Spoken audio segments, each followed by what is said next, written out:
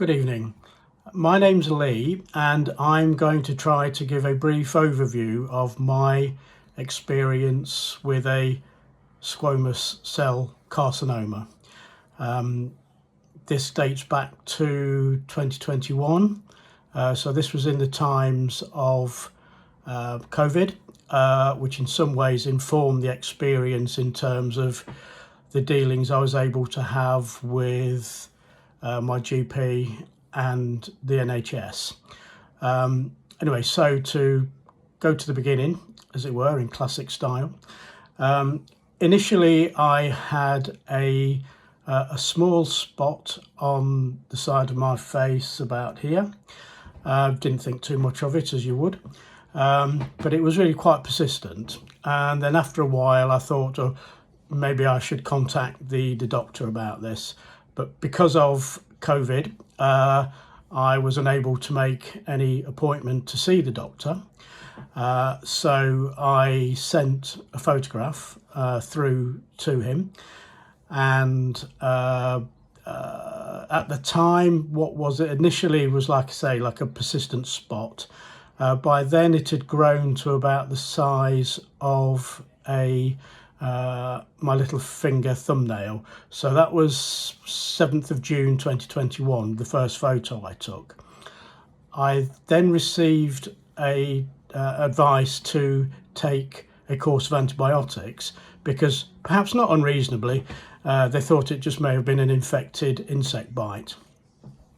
So I took the antibiotics and nothing much occurred from there.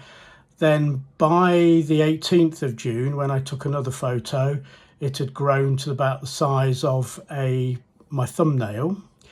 And then by the end of June, it had grown to somewhat larger. And because by now I was getting quite concerned about this as to what it might be, and I wanted some proper assessment of it. So I made an appointment for the NHS dermatology team to look at it. There was some issues with regard to that appointment actually taking place, but I vividly remember coming back from interrupting a holiday and driving to the NHS on the night of the England-Germany Euro final, because I thought the roads would be quiet, and I had an appointment for the next day. I saw the consultant on that would be the 12th of July, and in a very, very matter-of-fact way, he advised me I had a squamous cell carcinoma. Very little interaction with him, very matter-of-fact, and said I would be seen within the next 2 weeks.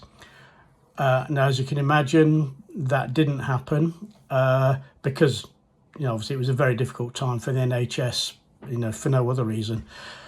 I then was getting much more concerned. The tumour itself was getting more difficult to manage because by now it was probably about, it grew to the size of, say, a 50p piece. And then by the 3rd of August, it was probably about 6 centimetres in diameter and looked something like the size of a squashed tangerine on the side of my face, but had the consistency of it's like a rotting raw beef burger because it weeped and smelt. In fact, I can almost still smell it now in my nostrils if I think about it. Managing it from the point of view of sleeping was quite difficult, trying not to sleep on that side of my face, but I managed. It got to a point where I was scheduled to have an operation, but that was cancelled at the last minute, and then my mind just went into overdrive. I mean, the worst times inevitably were in the wee small hours when your mind begins to think of everything which could be going on top of obviously it being a COVID period as well. So there was some cause to be anxious about these sorts of matters, but from my point of view, principally the SCC. And eventually I just felt I had to look beyond the NHS. So it was, personally, it felt like a miracle that I was put in touch with Mr. Patel, who was so understanding, so empathetic, and his manner so good and reassuring.